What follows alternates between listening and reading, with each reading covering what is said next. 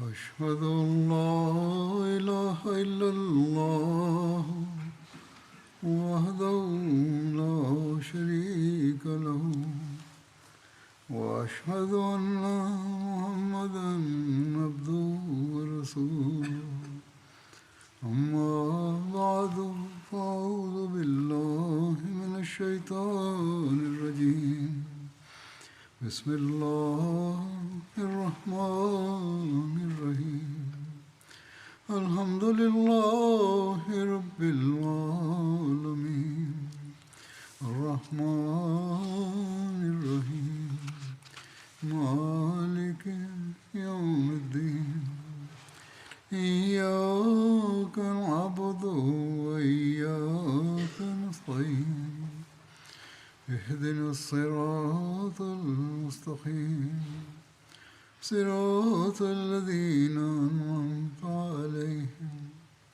غير المغضوب عليهم ولا الضالين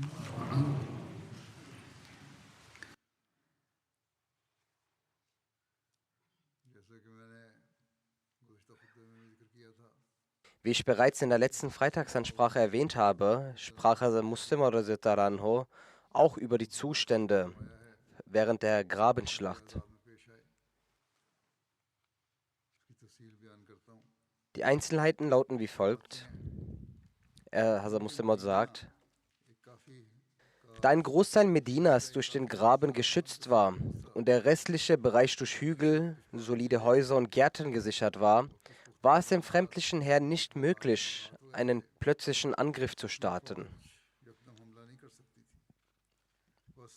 Die Anführer der Ungläubigen beratschlagten sich daraufhin und beschlossen dann, dass sie den dritten jüdischen Stamm namens Banu Qurayza, der noch in Medina ansässig war, auf ihre Seite zu ziehen. Dadurch würde ihnen der Zugang nach Medina ermöglicht werden. Nach dieser Beratung wandte sich der Kommandeur der ungläubigen Streitkräfte, Abu Sufyan, an den Stammesführer des bereits verbannten Stammes der Banu Nazir, Huay bin Akhtab. Dieser hatte bereits ganz Arabien gegen Medina aufgewiegelt und setzte nun alles daran, die Banu Qurayza zur Unterstützung der Belagerer zu bewegen.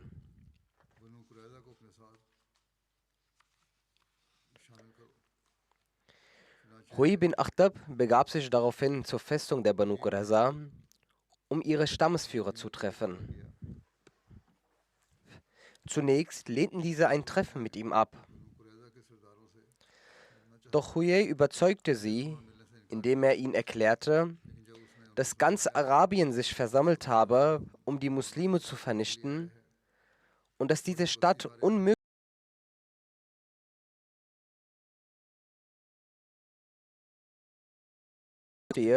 sei nicht nur eine gewöhnliche Streitmacht, sondern ein unaufhaltsames Meer.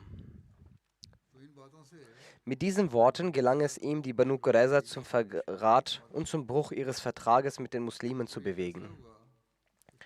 Es wurde beschlossen, dass das Heer der Ungläubigen den Graben von außen überwinden würde. Und sobald dies gelinge, sollten die Banu Qurayza von der anderen Seite angreifen. Also dort, wo Frauen und Kinder, die auf die Banu Qurayza vertrauten, ungeschützt zurückgelassen worden waren. Dadurch würde sich die Stärke der Muslime vollständig zusammenbrechen und mit einem einzigen Schlag würden alle muslimischen Männer, Frauen und Kinder getötet werden. Es ist offensichtlich, dass hätte dieser Plan der Ungläubigen auch nur den geringsten Erfolg gehabt, den Muslimen kein sicheren Ort mehr geblieben wäre. Die Banu Qurayza waren Verbündete der Muslime. Selbst wenn sie sich nicht aktiv am Krieg beteiligten, waren die Muslime fest davon überzeugt, dass niemand außer ihnen Medina angreifen könnte. Aus diesem Grund ließen die Muslime diesen Bereich völlig ungeschützt. Die Banu Qurayza und die Ungläubigen erkannten diese Situation und beschlossen, dass die Banu Qurayza, sobald sie sich mit den Ungläubigen verbündeten, diese nicht offen unterstützen sollten. damit die Muslime nicht auf die Idee kämen, auf diesen Bereich zu sichern. Sie zeigten sich sehr flink, um zu verhindern, dass die Muslime Verdacht schöpfen und den Bereich der Banu Qurayza absicherten. Dieser Plan war äußerst gefährlich. Die Muslime ahnten nichts davon, dass sich die Banu Qurayza mit den Feinden verbündet hatten, während die Armee der Ungläubigen bereits einen Großangriff gegen die Muslime vorbereitete.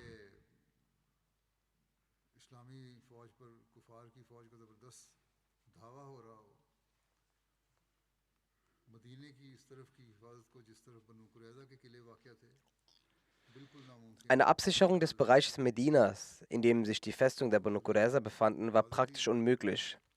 Nicht nur war die Sicherung dieses Gebiets ausgeschlossen, auch die Gefahr eines Angriffs wuchs dadurch erheblich. In dieser Situation war die Sorge der Muslime natürlich schon berechtigt. Und es war dringend notwendig, Maßnahmen zu ergreifen.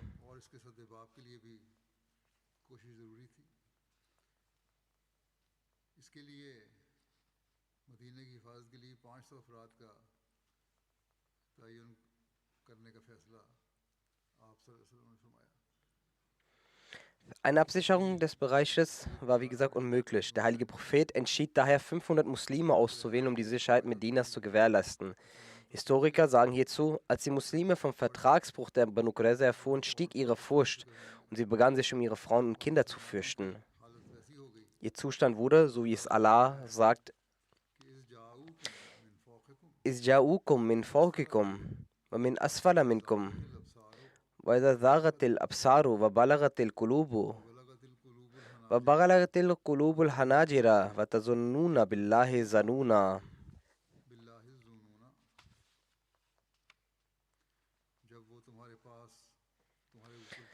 Das bedeutet übersetzt, da sie über euch kamen von oben her und von unten her und da eure Blicke wild waren und die Herzen in die Kehlen stiegen und ihr verschiedene Gedanken heget über Allah.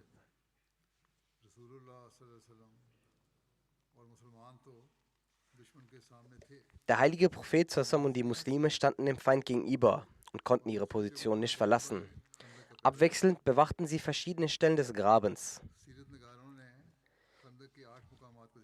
Historiker berichten von 8 Positionen entlang des Grabens, an denen Wachen posiert waren. Hazrat Zubair bin Awam wurde als ihr Vorgesetzter bestimmt. Nachdem die Banu Qurayza den Vertrag gebrochen hatte und sich mit dem belagernden Feind verbündet hatten, erreichte die Muslime die Nachricht, dass die Banu Qurayza jederzeit Medina angreifen könnten. Als der heilige Prophet davon erfuhr, entsandte er Hazrat Salma bin Aslam mit 200 Männern und Hazrat Zaid bin Harsa mit 300 Männern zum Schutz von Medina. Er wies sie an, in der Nacht an verschiedenen Stellen Wache zu halten und von Zeit zu Zeit laut das Takbir, also Allahu Akbar, Allah ist groß, auszurufen. Als Zeitweise mit der Bashir Metzab hat dies wie folgt geschildert. Zu diesem Zeitpunkt war der Horizont von Medina in Anbetracht der äußerlichen Faktoren sehr dunkel und düster. An allen 4 Flanken der Stadt hatten Tausende von blutrünstigen Feinden Stellung bezogen, die jederzeit auf der Lauer waren, eine Gelegenheit zu finden, um über die Muslime herzufallen und sie auszulöschen.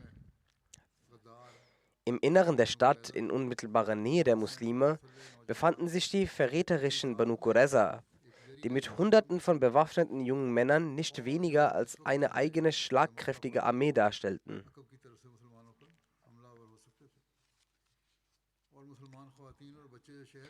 Sie waren in der Lage, die Muslime aus dem Hintergrund anzugreifen, wann immer sie wollten oder sich eine Gelegenheit bot. Die muslimischen Frauen und Kinder, die sich in der Stadt aufhielten, waren jederzeit eine leichte Beute für sie.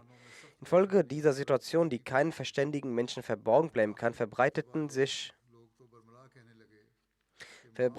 unter den schwächeren Muslimen große Nervosität und während die heuchlerischen Leute sogar sagten, Ma wa'adana Allahu wa rasuluhu illa ghurura. Sprich, es sieht ganz danach aus, dass die Verheißungen Gottes und seines Gesandten über den Triumph und Erfolg der Muslime nichts als falsche Versprechen waren. Einige Heuchler traten sogar vor dem heiligen Propheten zusammen vor und begannen zu sagen, O Gesandter Allahs, unsere Häuser sind in der Stadt völlig ungeschützt. Bitte erlauben Sie uns, dass wir in unseren Häusern bleiben dürfen, um diese zu verteidigen. Als Antwort darauf wurde die folgende göttliche Offenbarung herabgesandt.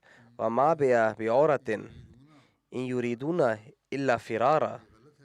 Das soll heißen, es stimmt nicht, dass diese Leute sich Sorgen machen, dass ihre Häuser ausgesetzt sind, sondern Tatsache ist, dass sie einen Weg suchen, um vom Schlachtfeld zu fliehen.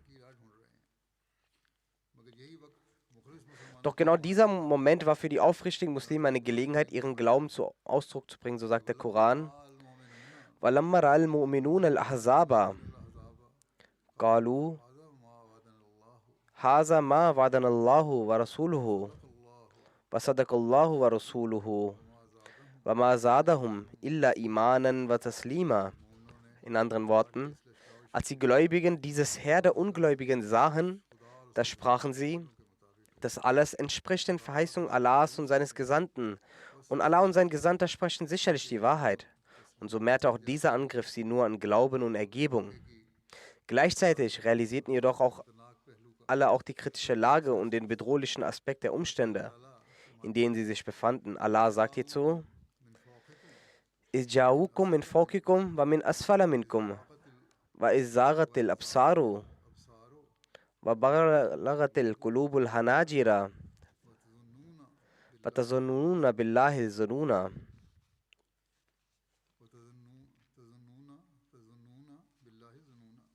Das bedeutet übersetzt: Erinnert euch an die Zeit, als das Heer der Ungläubigen über euch kam, in Scharren von oben her und von unten her.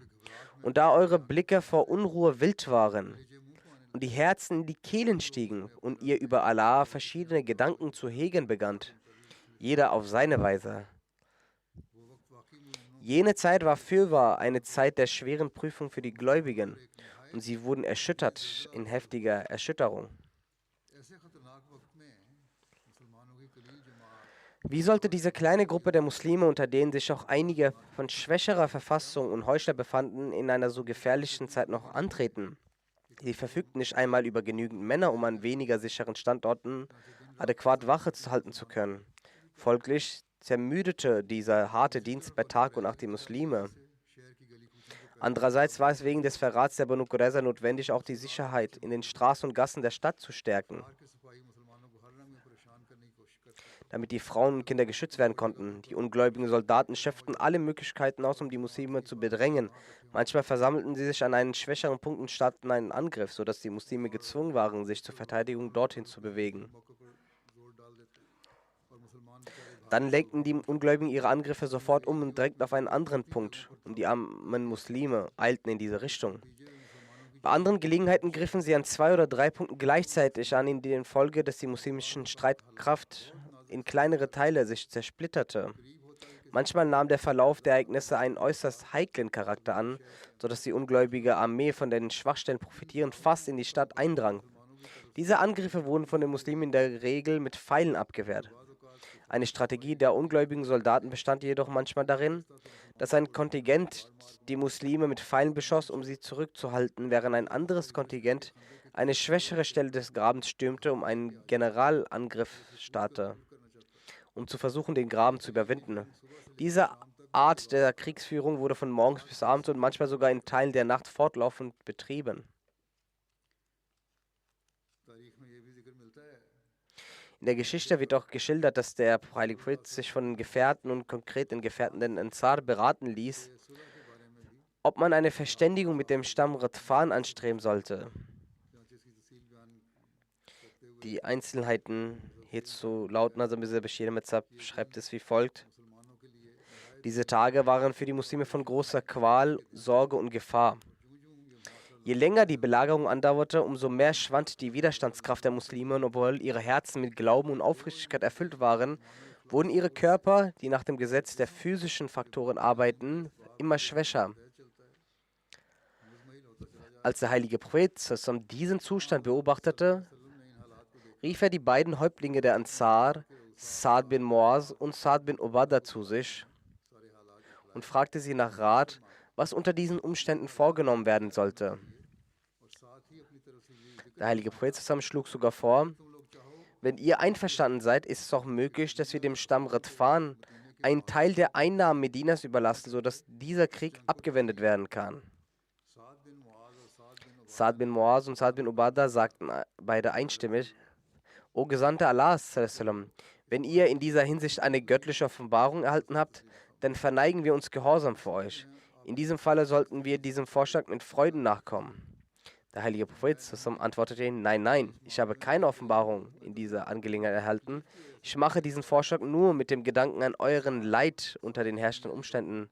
Sa'den, also die beiden Saad bin Muaz und Saad bin Ubadah, antworteten: Dann lautet unser Rat: Wenn wir noch nie einem Feind etwas gegeben haben, als wir noch Götzendiener waren, warum sollten wir es dann nun als Muslime tun? Bei Gott, wir werden ihnen nichts geben als die Hiebe unserer Schwerter. Also jetzt zählt nur noch der Kampf. Da der heilige Prophet zusammen viel mehr um die Ansar besorgt war, die die echten Bewohner Medinas waren, hat er wahrscheinlich anhand dieser Beratschlagung herausfinden wollen, was der mentale Zustand der Ansar sei. Ob sie in dieser Notlage beunruhigt sind und falls dies der Fall gewesen wäre, er sie hätte aufmuntern können. Aus diesem Grund nahm er mit voller Freude ihren Rat der beiden Saads an und die Schlacht wurde fortgesetzt.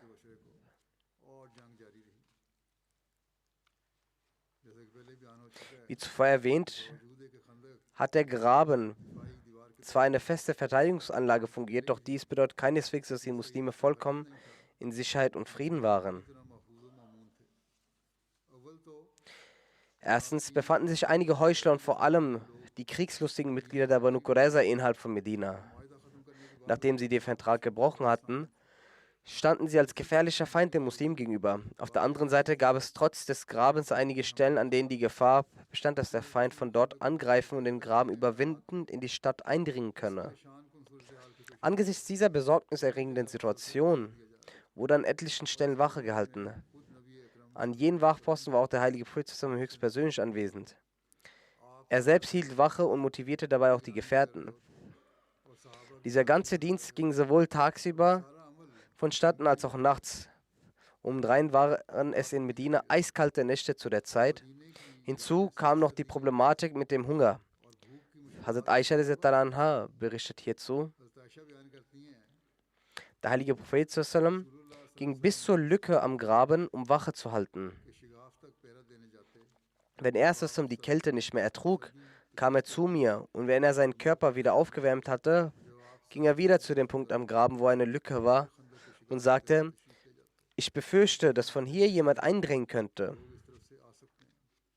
Sie sagte weiter, dass eines Tages, als der Prophet sich genauso ausruhte und so erschöpft war, sagte er: Ich wünschte, dass ein anderer frommer Mann heute Nacht die Wache hält. Daraufhin hörte der heilige Prophet das Geräusch von Waffen und fragte, während er das sagte, hörte er das? Und der heilige Prophet sagte, wer das sei.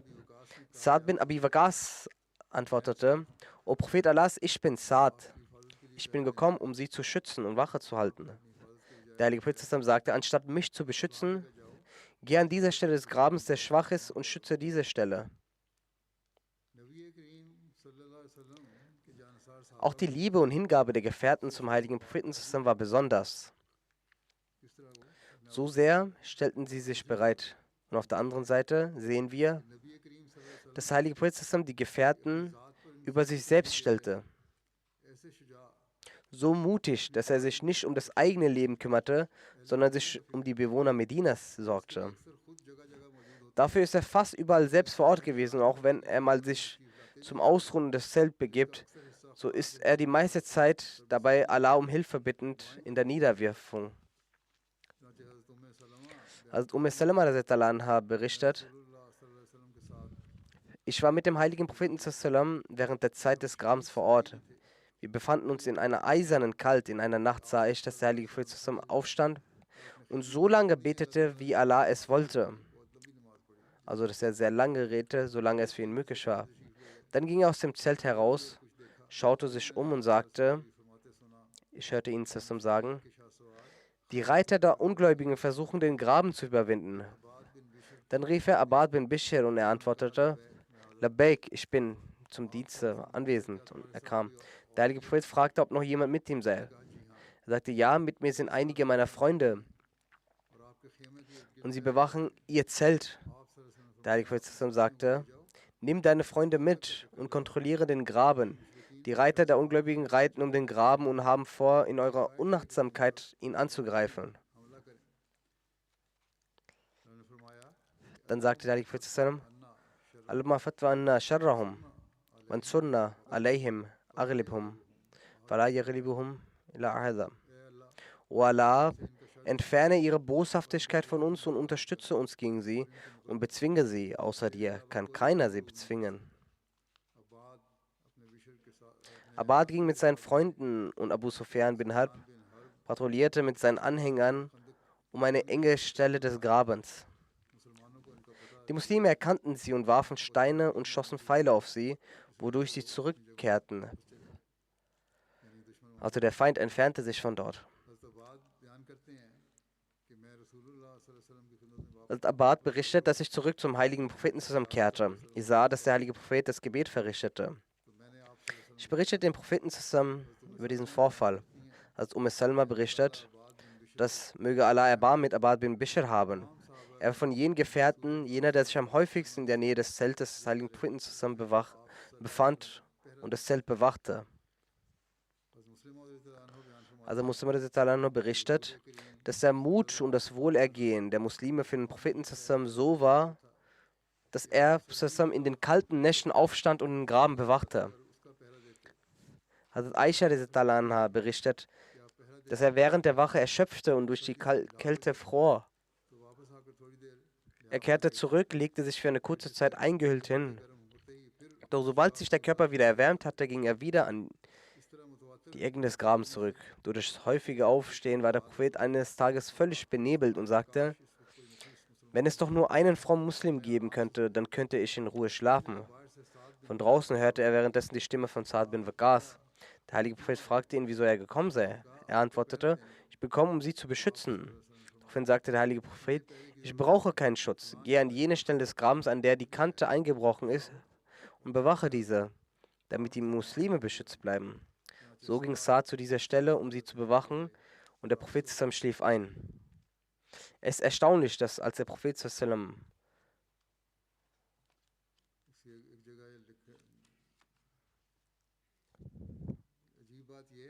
Es ist erstaunlich, dass als der heilige Prophet anfangs nach Medina kam und es eine sehr große Gefahr bestand, war es auch Sa'd, der kam, um den heiligen Propheten zu beschützen. In diesen Tagen hörte der heilige Prophet das Geräusch von Waffen und fragte, wer es sei. Es wird gesagt, Abad bin Bashir. Hazrat Muslim hat den Namen Abad bin Bashir erwähnt.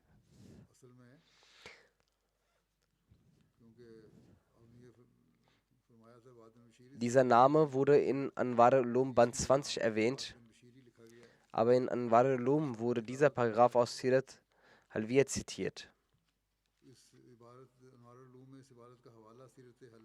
Und in Sirat Halwiya ist der Name Abad bin Bishr erwähnt.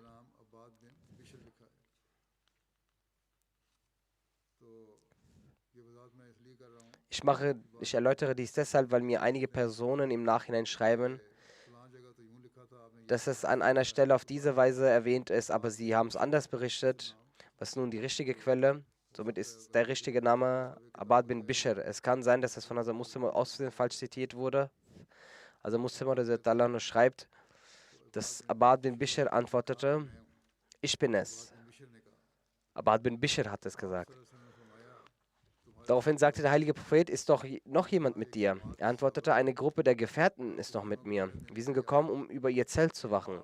Der heilige Prophet sagte, derzeit versuchen die Götzendiener, den Graben zu überwinden. Geht dahin und bekämpft sie. Und lasst die Bewachung meines Zeltes. Während dieser Schlacht finden wir auch ein Beispiel der Tapferkeit von der Safia, die Einzelheiten dazu lauteten. Die Ehefrauen des heiligen Propheten und seine Tante väterlicherseits, also Safia bin Abdul Muttalib, befanden sich mit einigen weiteren Frauen in einer Festung, das Fari genannt wurde. Das heißt, die Ehefrauen des heiligen Propheten, seine Tante, also Safia, also eine nahe Verwandte und weitere Frauen befanden sich alle dort. Und Hassan bin Sabit war der Beauftragte von dort. Als die Banu Qurayza verkündeten, den Vertrag gebrochen zu haben, versuchten die Juden irgendwie die Muslime dort Schaden zuzufügen. Hazrat Safia, die Tante des heiligen Propheten, berichtet, es kamen auf einmal 10 Juden und umzingelten immer wieder unseren Schloss, als suchen sie nach einer Stelle, von dort, der sie aus eingreifen können. Ein Jude kam der Wand der Festung sehr nah. Ich beobachtete ihn. Ich sagte zu Hassan, Hassan, geh zu ihm und bekämpfe ihn. Er antwortete, O Tochter von Abdul Muttalib, bei Allah, Sie wissen, dass ich das nicht kann. Hätte ich solchen Mut, dann wäre ich mit dem heiligen Propheten zusammengegangen. Hazrat Safir sagt, als ich das von Hassan hörte, nahm ich ein Holzstück, ging runter aus der Festung und schlug dieses Holzstück dem Juden auf dem Kopf, sodass sich sein Kopf aufschlug und er niederging. Ich ging zurück und sagte zu Hassan, nimm von ihm wenigstens seine Waren, alles was er besitzt, kannst du zu dir nehmen. Hassan sagte, O Tochter von Abdul Muttalib, ich brauche doch seine Sachen nicht. Ich sagte ihm, dann trenne seinen Kopf von seinem Körper und schmeiß ihn hinüber zu den Juden, damit sie eingeschüchtert werden und sie nicht wieder in unsere Richtung kommen. Hazrat Hassan antwortete, auch hierzu besitze ich nicht genügend Mut. Daraufhin ging Hazrat Safir selbst zu ihm, trennte seinen Kopf von seinem Körper und schmiss ihn hinüber zu den Juden. Den Juden ergriff in dem Moment die Angst. Sie sagten, wir wussten, dass der heilige Prophet die Frauen nicht allein lassen würde. Sicherlich sind hier Wächter vor Ort und sie ergriffen die Flucht. Als dem heiligen Propheten davon berichtet wurde, legte Hazrat Safir einen Teil der Beute fest, wie er es für die Männer festgelegt hatte. In Sirr Khatam Mubin schreibt Hazrat Mirza Bashir Ahmad Sahib hierzu, der heilige Prophet hatte die Frauen und Kinder in der Stadt an einem Ort zusammengeführt, das einer Festung glich. Aber es war nicht möglich, von den Muslimen Wächter für ihre Sicherheit dafür zu bestimmen. Vor allem an jenen Zeiten nicht, als die Gefahr der Angriffe seitens der Feinde besonders groß war.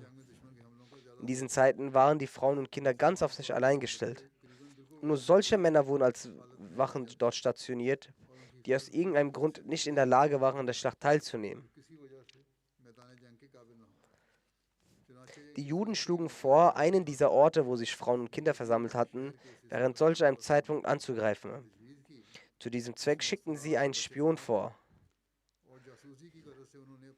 Zu dieser Zeit war zufälligerweise nur Hassan bin Sabit bei den Frauen anwesend.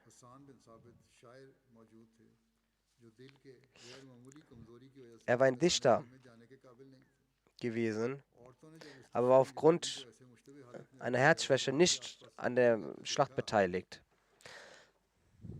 Und aufgrund fehlenden Mutes war er auch nicht in der Lage, an der Schlacht teilzunehmen.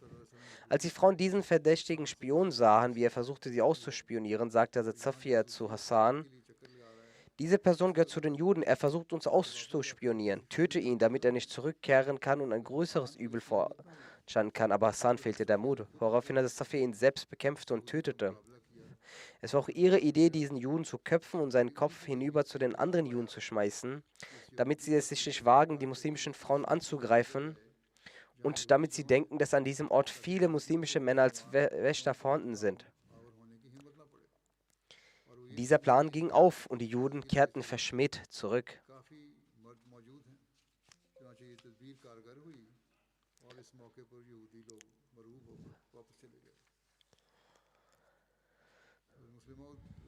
Hazrat Muslim hat auch darüber geschrieben. Er sagt, die Banu Qurayza warteten darauf, dass sich eine Möglichkeit ergab, bei der sie ohne das Misstrauen der Muslime zu wecken in Medina eindringen können und ihre Männer und Frauen und Kinder töten können. An einem Tag schickten sie einen Spion, um herauszufinden, ob die Frauen und Kinder alleine sind oder ob es eine große Anzahl an Soldaten zu ihrem Schutz auch dort bereitsteht. In einem speziellen Bereich wurden besondere Familien, die besonders vor dem Feind gefährdet waren, untergebracht. Der Spion ging dorthin und begann in alle Richtungen nach Ausschau zu halten, ob die muslimischen Soldaten irgendwo in der Umgebung sich verdeckt aufhielten. Er war gerade dabei, dies ausfindig zu machen, als die Tante des heiligen Propheten, also Safia, ihn sah. Zufälligerweise stand zu dem Zeitpunkt nur ein muslimischer Mann, der auch noch krank war. Also Safia sagte zu ihm, dieser Mann treibt sich schon länger umher im Bereich der Frauen und er will nicht gehen und hält Ausschau in alle Richtungen. Er ist definitiv ein Spion. Halte ihn auf. Nicht, dass der Feind die gesamte Lage erfährt und hier eine Attacke beginnt. Der kranke Gefährte lehnt dies aber ab. Daraufhin nahm Safia selbst einen großen Stock in die Hand, stellte dem Spion. Mit Hilfe der anderen Frauen schaffte sie es, ihn zu töten. Später stellte sich heraus, dass das ein Jude war und ein Spion der Banu Qurayza. Dadurch gerieten die Muslime noch mehr in Furcht und dachten, dass auch dieser Teil Medinas nun nicht mehr sicher ist. Der Feind war von der Front aber so stark, dass sie für diese Seite keinen weiteren Schutz einrichten konnten. Doch trotz dessen erachtete der heilige Prophet den Schutz der Frauen als Priorität. Er setzte von den 1200 Soldaten 500 Soldaten für den Schutz der Frauen in der Stadt ein und für den Schutz des Grabens. Für den Kampf gegen das Heer von 18.000 bis 20.000 waren nur noch 700 Soldaten übrig.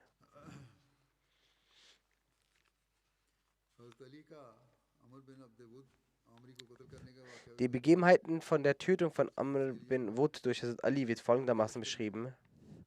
Als das Heer der ungläubigen Medina belagerten, einigten sich einige seiner Führer darauf, dass sie gemeinsam angreifen. Sie begannen im Graben eine solch enge Stelle zu suchen, durch die ihre Reiter den heiligen Propheten und seine Gefährten erreichten. Letztendlich fanden sie eine solche Engstelle, über die die Muslime unwissend waren. Ikrama bin Abu Jahl, Nawfal bin Abdullah, Zirar bin Khattab und Hubeiba bin Abu Wahab und Amr bin Abdewud überquerten an dieser Stelle den Graben. Amr bin Abdewud war ein solch mutiger Mann, dass man ihm in Arabien gleich 1000 Männer ansah. Während der Schlacht von Badr war er verletzt und genau wegen diesen Verletzungen konnte er an der Schlacht von Uhud nicht teilnehmen. Er schwörte sich, dass er kein Öl auf seinen Kopf auftragen wird, bis er Mohammed, Gott bewahre, nicht getötet hat. In seinem hochmütigen Ton rief er an: O die, die das Paradies sich wünschten. Nach dem Überquer des Grabens dort angekommen, sagte er mit lauter Stimme, forderte die Muslime heraus: O die, die das Paradies wünschen, kommt, damit ich euch ins Paradies schicke oder ihr mich in die Hölle befördert. Als sich ihm keiner stellte, wollte Ali aufstehen, doch der Heilige Prophet zog ihn dies sagend auf seinen Platz zurück. Ali, auf der Gegenseite ist Amr bin Abdewud. Doch als dieser zum zweiten und dritten Mal rief, erhob sich Ali. Der Heilige Prophet hielt ihn diesmal nicht auf. Dann setzte der Heilige Prophet selbst seinen Kopfschutz auf Hazrat Ali aus Kopf, gab ihm sein Schwert und schickte ihn mit dem Gebet zur Konfrontation. Hazrat Ali trat vor und sagte zu Amr: Ich habe gehört, dass du den Eid geschworen hast, dass wenn von den Quraysh jemand dich um 2 Dinge bittet, dann wirst du aus diesen eine Sache auf jeden Fall annehmen. Amr sagte: Ja. Hazrat Ali erwiderte: Dann sage ich dir als erstes, werde Muslim und nimm den heiligen Propheten zusammen an und werde so zum Erben von göttlichen Belohnungen. Amr sagte: Das kann nicht passieren. Ali antwortete: Wenn du das nicht annehmen kannst, dann komm und kämpfe gegen mich. Darauf fing Amr an zu lachen und sagte: Ich hatte nie gedacht, dass jemand zu mir diese Worte sagen kann. Dann fragte er Ali nach seinem Namen und Abstammung.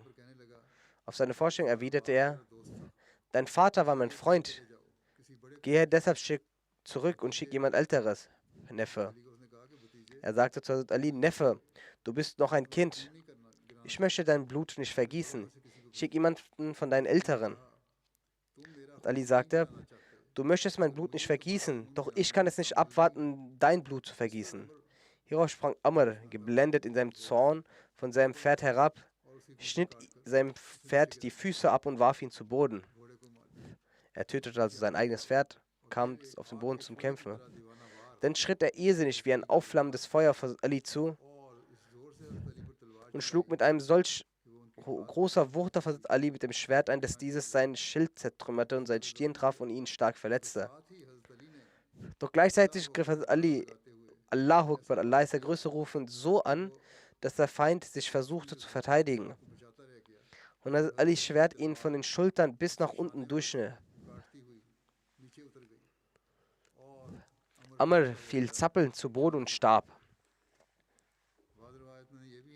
In einigen Überlieferungen heißt es auch, dass es von statt 2 Bitten aus 3 Bitten einen auf jeden Fall annimmt. Und dass gesagt wurde, dass die erste Aufforderung war, dass er zurückkehren sollte. Hazrat Ali sagte ihm, dass er zurückkehren soll, doch er sagte, das ist nicht möglich. Dann werde zum Muslim und dann okay, dann kommt zum Kampf hervor. Als man sah, dass Amr getötet wurde, gerieten viele in Angst und gegen Bekr Zubair verfolgte sie und tötete Nofel bin Abdullah.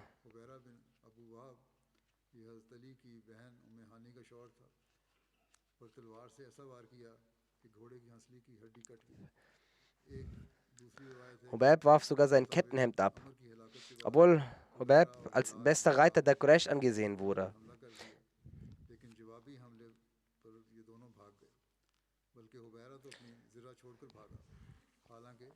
Hubab bin Abu Wahab war der Ehemann von Alis Schwester Hani. Er wurde mit dem Schwert so angegriffen, dass der Schlüsselbeinknochen des Pferdes durchgetrennt war.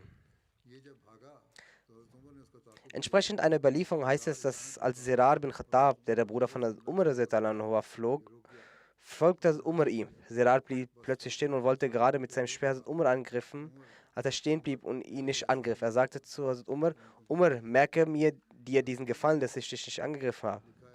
Es steht weiter, dass Umar, wie er seinen Gefallen erinnerte. Was war das für ein Gefallen über von Sirar gewesen? Ja, es war ein Gefallen Allahs, des Allmächtigen für Sirar.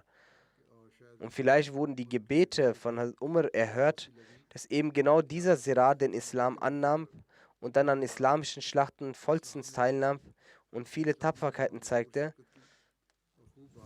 und in der Schlacht die Yamam den Märtyrertod erlangte. Yamama.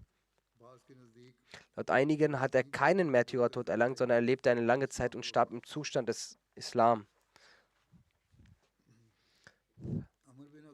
Nach dem Tod von Amr bin Abdewud schickten die Ungläubigen dem heiligen Propheten zusammen die Botschaft, dass sie seine Leiche für 10.000 Dirham abkaufen möchten. Der heilige Prophet sagte, nehmt ihn mit, wir nähern uns nicht an dem Verdienst durch Leichen. Gemäß einigen Überlieferungen wurde Nofir bin Abdullah zu einem anderen Zeitpunkt getötet. Die Einzelheiten hierzu lauten, dass er eines Tages auf seinem Pferd ritt, um den Graben zu überqueren. Allerdings gelang es seinem Pferd nicht, den Graben zu überwinden und es stürzte mit ihm hinein. Infolgedessen brach Nofir sich beim Sturz in den Graben und brach sich das Genick und starb dabei. Die Ungläubigen schickten einen Mann, um seine Leiche zu bergen und baten den heiligen Propheten um eine Entschädigung für seinen Tod. Der heilige Prophet antwortete jedoch, dass sie keine Entschädigung für seinen Tod benötigten und sie nicht daran gehindert würden, ihn zu begraben. Auch der Muslim berichtete über den Tod von Nofir. Er schreibt, der Feind, der den Graben angriff, war manchmal erfolgreich darin, ihn zu überqueren.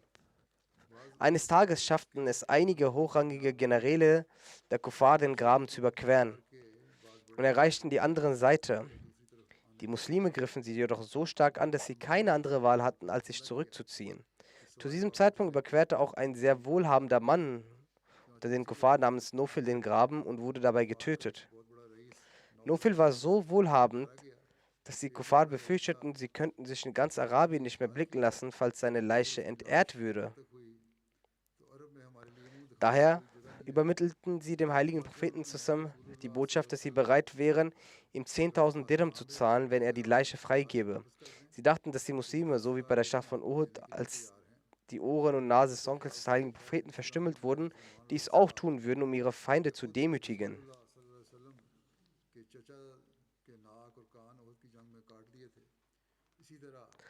Doch die Lehren des Islam sind völlig anders. Der Islam erlaubt es nicht, Leichen zu entehren. Als die Nachricht der Ungläubigen den heiligen Propheten erreichte, fragte er, was sie von der Leiche wollen und welchen Nutzen sie daraus zögen. Sie sollten die Leiche mitnehmen, denn die Muslime hätten nichts damit zu tun. ये लाश हमारे किस काम की है कि इसके बदले हम तुमसे कोई कीमत लें अपनी लाश जो है इस आदमी की बड़े शौक से उठाकर ले Also der Heilige Prophet sagte, nehmt es gerne mit. Wir haben nichts damit zu tun und keinen Anteil daran. भी आगे चलेंगे इंशाल्लाह Die weiteren Einzelheiten werden inshallah auch in Zukunft weiter erläutert. Diese Woche, beziehungsweise von heute, beginnt das Ijtima der Lajna und Ansar. इन दोनों को भी Auch ihnen beiden, wie ich es den Khudam bereits geraten habe, sollte besonders ans Herz gelegt werden, intensiv zu beten und das Durud zu rezitieren. Möge Allah, der Barmherzige, sie alle befähigen, dies zu tun und sie den wahren Sinn und Zweck des Ijtima erreichen lassen करने की कोशिश करें ना ये कि सिर्फ und nicht, free प्रोग्रामों में या dass man das als ein lustvolles Programm sieht und nur darin seine Zeit verschwendet. Möge Allah es jeglicher Hinsicht segnen.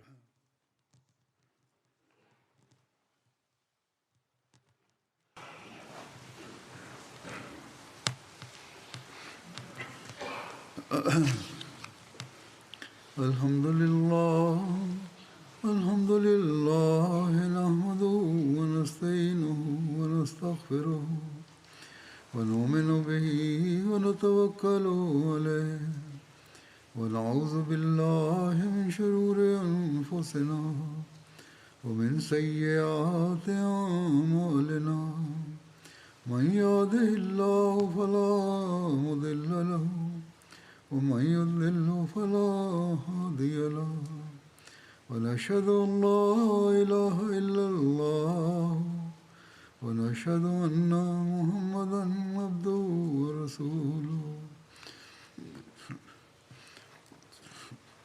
عباد الله رحمكم الله إن الله يأمر بالعدل والإحسان وإيتاء ذي القربى وينهى عن الفحشاء والمنكر والبغي يعظكم لعلكم تذكرون اذكروا الله يذكركم وادعوه يستجب لكم ولذكر الله أكبر